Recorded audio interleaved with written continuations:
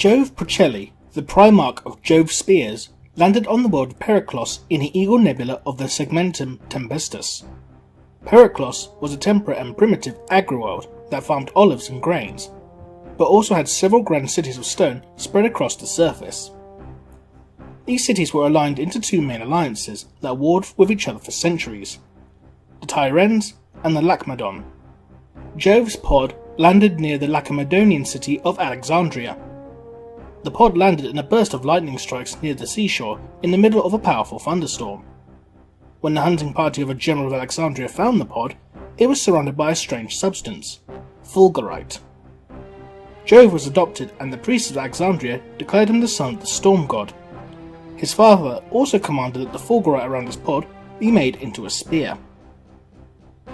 Because the general believed Jove to be a demigod, he was also believed that he would conquer the world, and thus needed a powerful weapon to match his godly power.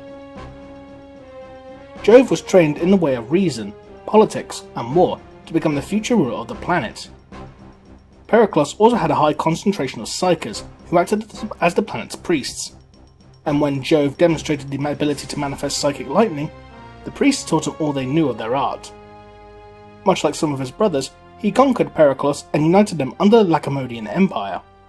During his campaign, he demonstrated his fighting prowess and learned to master his psychic powers, which could rival those of even Magnus the Red.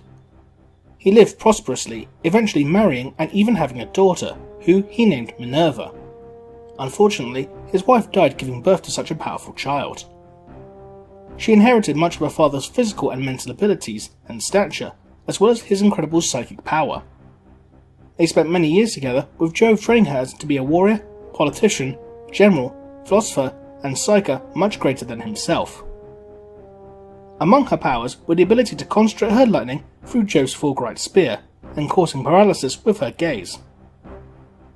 But their peaceful life together would soon end when the Necron tomb world in the outermost planet of the system awakened and mustered its fleet to invade the planet. The Necron capital ship perched above Alexandria and shot their lightning arc batteries at the world, vaporizing the surface and turning much of the planet into a barren wasteland. Jove knew that his armies could not stand a chance against such an advanced army, so he and the priests of Alexandria performed a ritual that would create an enormous psychic storm, whose lightning destroyed the fleet before it could even make planetfall. However, Jove destroyed himself, leaving only his skull and his spear. Periclos was left in a dire situation, as most of their farm fields were left lifeless, and their moon was broken apart by the exploding Necron fleet, which created an asteroid field that would continually rain particles upon the planet. The Lacedaemonian Empire would soon fall, crushed by asteroid or starved to death. A few days later, the worried Minerva heard voices from her father's skull. It seemed as though Jove used his abilities to imprint a part of his soul into the skull, enabling him to communicate with his daughter. He had told her that a man much more powerful than him would soon arrive on the planet to elevate its people to greatness. Minerva was confused, but the voices from the skull explained that it was his father whose empire would unite the stars. The very next day, the Emperor's fleet perched itself above the world.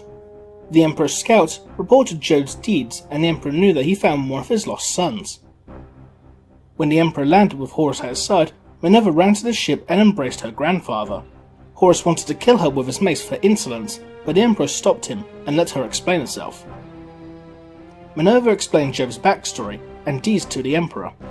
He then soon embraced his granddaughter and ordered that a grand shrine be constructed to honour his fallen son.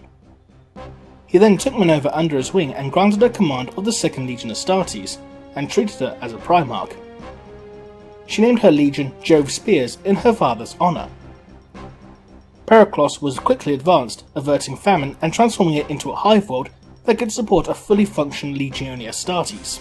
Despite her being one of the first descendants the Emperor found, many of her uncles held her in contempt, particularly Horus, Lorgar, and Rebute Guilliman. Rebute hated her disregard for imperial tactics, preferring fast, unpredictable, and overwhelming strikes. Lorgar hated her because she threatened the mythology he was creating around his father, in which he had 20 divine sons that were his only angels, not 19 sons and one granddaughter. Horus viewed her as a weakling, a mutant inferior to any Primarch, but being treated as one of thereby insulting his honour and those of the other Primarchs. This would combine with the contempt Horus would soon have for his father after he left to construct the webway. Because of this contempt which Minerva quickly noticed, she trained an elite unit of spies to continuously give her information. Though they were nowhere near as effective as the Emperor's own assassins, they would provide her with crucial information during her life. However, Sanguinius and Vulcan, and particularly Magnus, treated her with compassion. Sanguinius taught her much of the Imperium's battle tactics and let her legion assist him in certain campaigns. Vulcan taught her the use of Imperial technology, including the use of plasma. Magnus even gave her further instruction on how to use her psychic abilities. Jove's spears were also a controversial legion. They were extremely utilitarian and pragmatic, but they were always willing to demonstrate their loyalty to the Emperor. Their tactics were to bombard the enemy from orbit and to follow up by teleporting in armies in unpredictable locations. They attacked weak points with plasma fire, disintegrating their foes. They also had a special and unique unit called the Sacred Band. They were organised into a cohort of 250 veterans, 50 Terminators, 100 Vanguard veterans, and 100 Stern Guard veterans, and composed of 100 pairs of male lovers. Because of this relationship, the soldiers would not falter or retreat in the face of their partner, but they would also protect each other at all costs. There was one Sacred Band in each chapter, and though they were a deadly fighting force, they were usually viewed with disdain and suspicion. Minerva also organised her psychers into full marching units, and trained them to shoot powerful psychic lightning at her foes. Minerva herself charged into battle on the front lines with a unit called the Companions, a force of fiercely loyal friends and even some family, who wielded powered javelins, spears, swords, and large circular storm shields. Their power armour is elaborately decorated, unique and ancient, and they charge into battle under the suppressing fire of plasma and psychic lightning.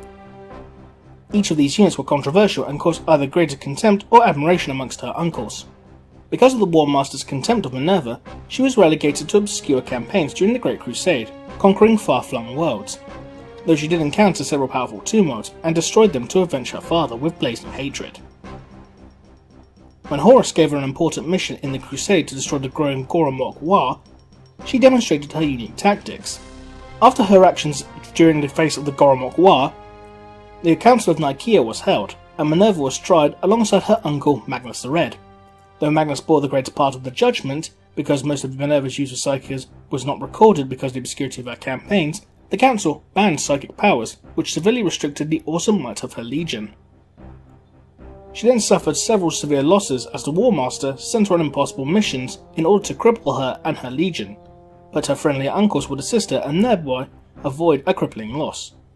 When the pieces of the Horus heresy started to fall into place, Minerva learned that the Emperor had ordered Magnus to be brought back to Terra to stand trial for disrupting the Webway project. She attempted to contact the Emperor to beg him to reconsider. Then she learned through her own network of spies that Russ actually intended to burn Prospero. She mobilized a fleet to intercept Russ. However, Horus wanted to prevent Minerva from stopping his plans, and commanded the 10th Company of the secretive Alpha Legion to go to the Periclos system and reactivate the Necron tomb world.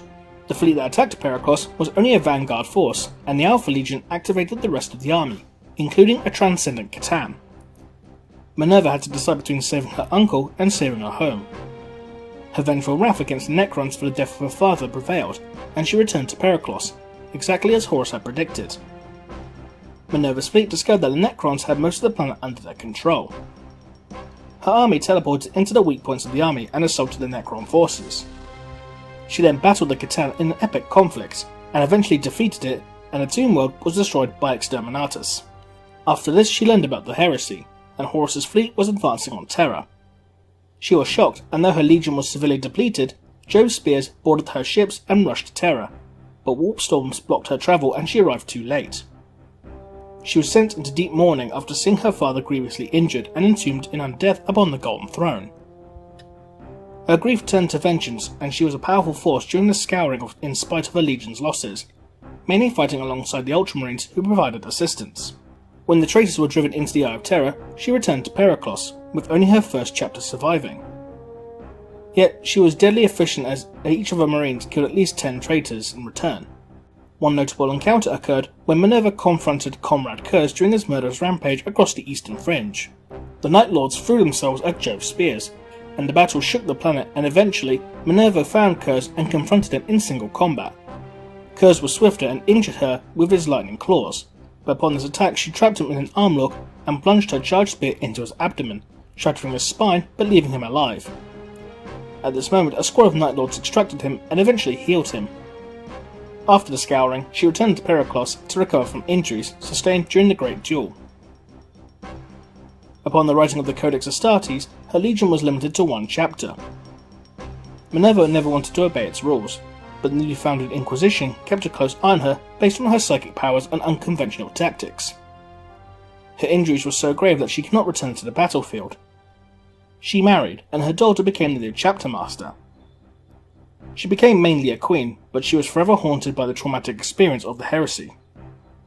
It was rumoured that during her sleep she would shout, "Horus, oh Horus, give me back my legion. Horus, damned Horus, give me back my grandfather."